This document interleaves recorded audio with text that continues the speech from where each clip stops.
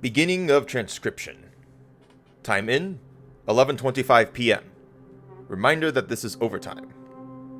The following is an excerpt stitched together manually from audio and video recordings from suit and helmet cams of the G344 mining group, led by Gorm Coldbum, aided by their half-automated, half-magically constructed SH-4RD Unit 469.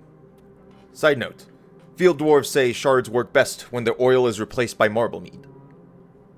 Planet date of incident, 22nd of Sunshade. Mining date of incident, also 22nd of Sunshade. Side note for management, please remove redundant fillboxes in reports. After evaluating the profiles of the other dwarves of the G344, I will briefly describe each of them for convenience. Hal's Hollowbelly, explosives expert and resident drunkard. A timid dwarf, prefers to keep his words and beer to himself. He has previously instructed that his love of Stouthoof pups be filed under top-secret confidentiality files in order to maintain a gruff appearance. Management has repeatedly told him that these types of files do not exist within the company's databases. Bjor the Beardless, an enthusiastic underground ranger and resident drunkard. Bit of a loudmouth, but his track record is mostly clean. Despite his name, Bjor does, in fact, possess a luscious, silky red beard, the likes of which could make other dwarves envious. Let it be on record that I am not envious in the slightest. Ferris Iron, skilled mechanic and resident drunkard. After semi-successfully mashing two pieces of incompatible technology together at the young age of 26, Ferris somehow got the bright idea to go into mechanical work. Against all odds, he somehow became just smart enough to function as a field mechanic for mine operations. Peter Smith, jack-of-all-trades dwarf who is as tall as a man, as wide as a man, and might be seen as to be just a man.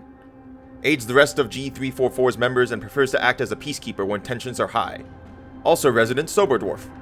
As of the 1st of Leaf Wane, Peter has been sober for 8 months. Truly a tried and tested dwarf whose time in therapy has helped a lot, and his companions could definitely be more proud of him. I, for one, admire Peter's behavioral boldness, but that's besides the point.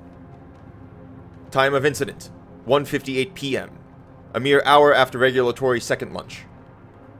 Mining group G344 had just begun traversing the perilous ledge along the walls of a cavern boasting a wide girth. Nearly as wide as Ferris Iron's mother, in truth. Shard Unit 469 trails near the rear of the group, as is policy, when the squabbling commenced. Ferris adjusts one of the 3 unnecessary tool belts strapped across his chest. "We'd be more than fine without you, you know," he says, addressing Peter Smith. "All you do is whine about being in the mines and eat all the good rations. We'd be lighter in spirit and load if you stepped off the cliff there." Gesturing to the cliff face, the light from his headlamp fails to reflect off the cavern's far side, cementing the comparison to his mother I made earlier. Peter scoffs. "If anyone's not needed here, it's you, Iron. Our equipment breaks down so often, it's a wonder you even touched it at all. Perhaps that's even the problem. Why, old Shardy don't even need maintenance with how much management trusts us." "Should send a whole team of Shardies then," Hal suggests. His voice echoes around the cavernous space, replied only by a few chips of ceiling shale crumbling away. "Keep it down, you oafs!" Bjor hisses through his velvety rich beard and stash, of which he's combing gently. "You want to alert the deep dwellers? The crawling creepies? The dwarf widowers?" He mentions about half a dozen other nicknames for cavern creatures before continuing. "By my grandfather's beard, you will if you keep arguing." "What say you, Gorm?" Ferris says, ignoring his friend. "Who do you think is the most useless of the team?" Gorm stays quiet while leading the team across a tight strip of ledge. After it widens into a suitable size, he speaks up. "If I am to be honest by my own forefather's facial hair, all of you are dreadfully weighted on expeditions. As much as you mean to me as friends, the lot of you are about as valuable as an empty keg at happy hour." Peter gasps as the rest of the unit grumbles in dissatisfaction typical of dwarf kind.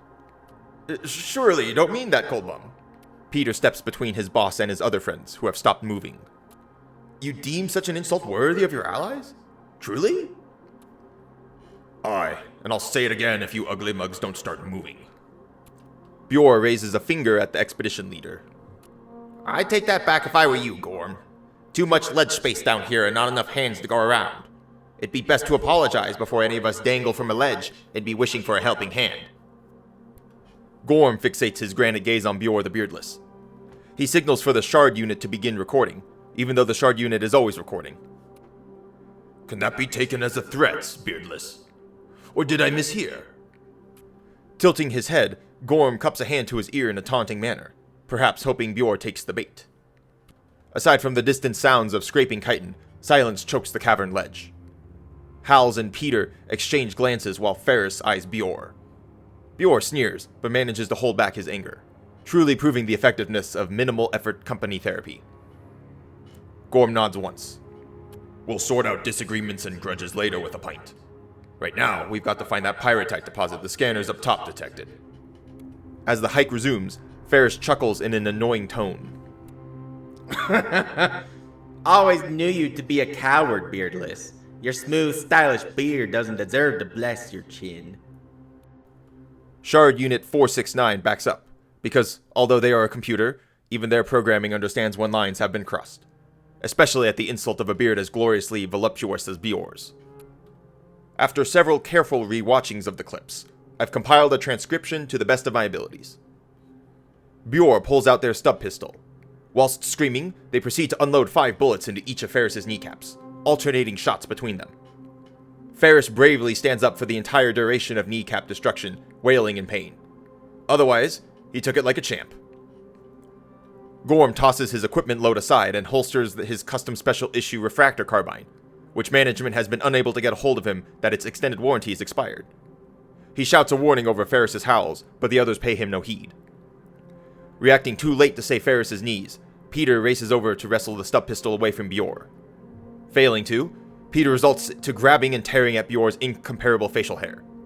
A truly hideous display of dwarvish violence that I shall not describe in detail, but let it be known that all dwarves everywhere would be very disappointed with Peter.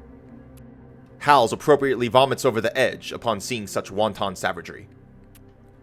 Gorm Coldbum braces against the wall, fearing the worst as their position has been given away by Bjor's reckless shooting, along with his perfectly reasonable wail of dismay.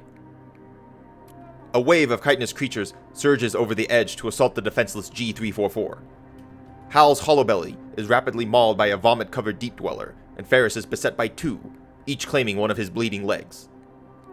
Bjor runs behind the shard unit, crying, while Peter springs into action, along with Gorm.